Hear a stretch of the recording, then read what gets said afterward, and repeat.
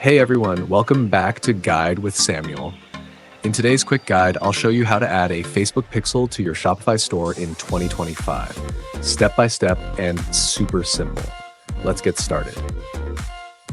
Log into your Shopify admin and head over to Settings, then click on Apps and Sales Channels.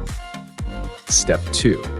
Search for and install the Meta, Facebook, and Instagram app if you haven't already. Step 3. Open the Meta app and log in with your Facebook business account. Select your business manager, Facebook page, ad account, and finally your pixel. Step 4.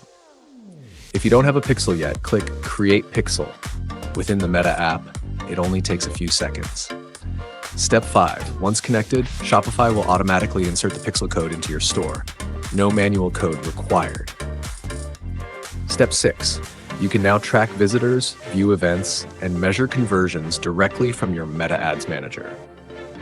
Tip: use the Meta Pixel Helper Chrome extension and double check your pixel is active and firing correctly. Your Facebook pixel is now live and ready to help you optimize your ad performance in 2025. If this tutorial helped, hit that like button and subscribe to Guide with Samuel for more e-commerce tips. Thanks for watching. Let